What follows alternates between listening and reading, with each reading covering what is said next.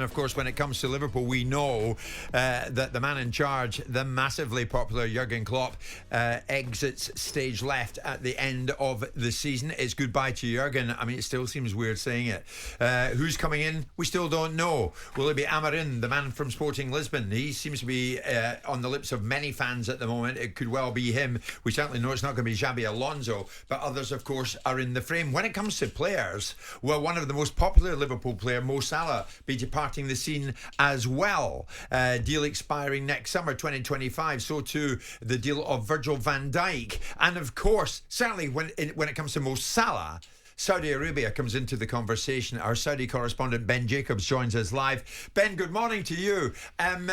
Does it continue to grow pace, Ben, that Salah's next destination in the game could well be Saudi Arabia?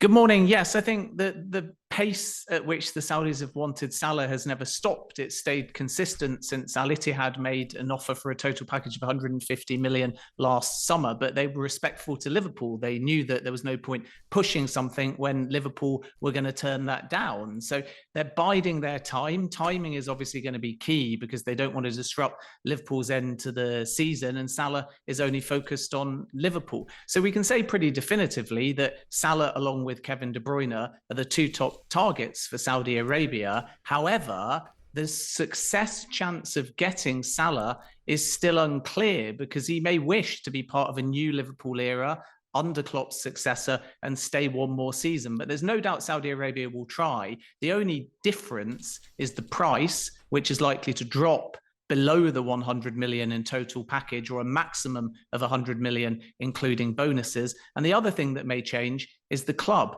from Al Ittihad, where Karim Benzema plays, to potentially Al Hilal, who are about to win the Saudi Pro League Championship. Do you expect, Ben, the Saudis to be as aggressive as they were when it comes to recruitment this time around? Not necessarily. I think the first wave was not necessarily representative, and a lot of the clubs spent all of their money early, and then when we got to January it was quiet. I think this summer we're going to see 6 or 7 marquee signings rather than necessarily 12 or 15, and probably something in the region of 30 to 40 foreigners go to Saudi Arabia, which is still a huge number, but it's not the 91 that moved last summer. The other difference is younger names, because instead of only 8 foreign players at each club as far as the quota is concerned, you can now have 10, but 2 of them have to be born after 2003. So interestingly, we might not only see some young talent, but Saudi clubs, for profile and development, are prepared actually to not sign permanently and try and get top young talents to just come on loan for a season, because they feel that that will also get more fans of clubs watching their players, knowing they're only temporarily there. And then, of course, as they develop in the game, they'll come back to bigger clubs in Europe. Of course, I mean, we're used to the Saudis being in the scene now. I mean, Absolutely. Ben is our talkSPORT Saudi correspondent and is right across everything that moves out there. And the conversation does not stop. The other name in the frame is Kevin De Bruyne. Mm-hmm. Is he going to head to Saudi Arabia? They're here. And although they won't be as aggressive as Ben has articulated, they will still be alive and well when it comes to the next window. Yeah. And judging by the landscape of English football, which is strangling itself with economic asphyxiation, they'll be delighted to hear that, because they'll be able to flog what they don't want to the Saudis. So it'll be like having a useful idiot around. It'll be useful for them to have someone that's prepared to pay top money for players that they don't want in the English Premier League, because clubs are strangling themselves with financial fair play obligations. I don't think the Saudis will see themselves as useful idiots, Ben, but I do bow to what Simon is saying, and he's spot on, I think. You know, there are owners here in the Premier League who know, right, in the interest of balancing the books, we need to get him and him out to Saudi, and we'll certainly do that because they'll pay top dollar. I think that's absolutely right. I'm going to change my own bio on X to useful idiots, because I quite like that turn of phrase. But I think you're right. Saudi deal makers probably think they're a little bit shrewder. But interestingly, the Saudis tend to go to the clubs first. So in January, when Saudi Arabia wanted Miguel Almiron, it was Al Shabab. They went to Newcastle. They agreed a verbal deal for about 30 million euros. Then they went to Almiron and he said, no chance, I don't want to go. But what we will see is a kind of bulk buy. Clubs are almost supermarkets, and the deal makers will say, who have you got got available? Who do you want to offload? Who can we take off your wage bill? Who's a free transfer perhaps anyway? And who do you want a fee for? And can we do a package with you? And then once they've worked out a sort of in principle deal for maybe more than one or two players, they then go to all of the agents and find out whether the players want the move. And some deals come off and some don't. So Simon's absolutely right. Before this financial cutoff on the 30th of June, or in and around that, because there is a kind of legal near miss window, I think a lot of clubs will think Saudi Arabia no longer the problem, which is maybe what some clubs thought, like Fulham with Alexander Mitrovic last summer, suddenly the solution to allow them to move a bit more freely in the market if they can offload quickly before the 30th of June. Ben, terrific. Just before you go, mate, it suddenly occurred to me to mention to you their showpiece signing, of course, the Saudis. Cristiano Ronaldo has had a bit of a meltdown, hasn't he? In trouble with the authorities, red card brandished. He wasn't happy. Do you think we're beginning to see the clock ticking on his stay out there?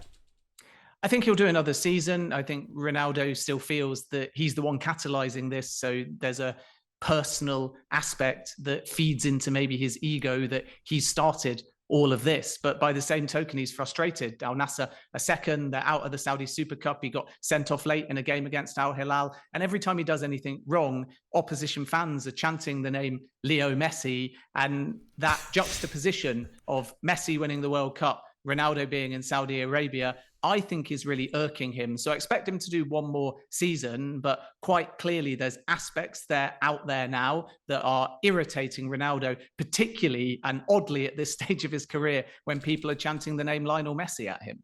Gotta love that, haven't you? Ben, thank you so much. Ben Jacobs, of course, talkSPORT Saudi correspondent. That and a whole lot more. Danny, on Mo Salah, you surprised Liverpool haven't tied him up by now?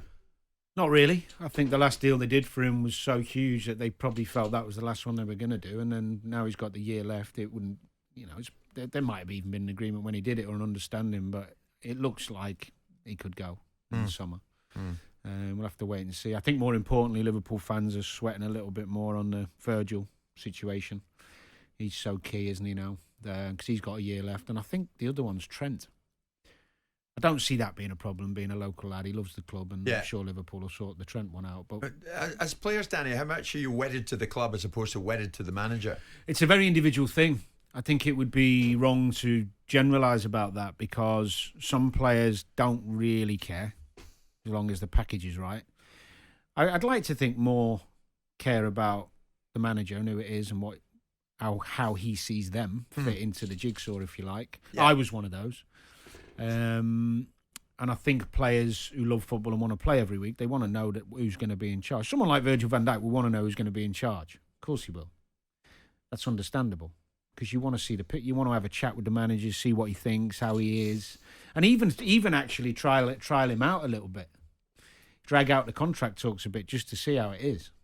And if the suit fits, I'll stay. Yeah. Right, okay. You've got to earn that, though. I think a player has to earn that. You have to be of a certain level, don't you, where you can actually be dictating to a club rather than the other way around. Or be in a contractual situation that puts you in that situation. That's it. If Virgil van Dijk had signed a contract at the beginning of the season with Jurgen Klopp still in situ and Liverpool banged it up to another 4 years, we wouldn't be having this conversation. He would have to get on with who's coming through the door, wouldn't he? Yeah, exactly. It's a big deal, though, for the club, him. Massive. Yeah. Massive. For Virgil. Yeah, because if he signs, he'll be committing for the rest of his career, really, at his age. And it's whether he has another move in him. Yeah. So, I mean, as you see it, even if they both were to go, the foundations of the club are still pretty darn stable. Yes. I mean... without Salah, without Virgil. Players come and go. And you've got to find good replacements. That's down to recruitment. How good's the recruitment team? Good. The proof's in the pudding. Replacing Virgil is a massive ask. Yeah, he's that important. So that would be what I'm surprised they haven't got him tied down already, which is a little bit concerning. Yeah, well, we'll find out sooner rather than later. But they have got a hell of a good group of players. It was very good. Thank you. Yeah, very good. Rather than. Oh, we're coming up to 11:30. We're still here.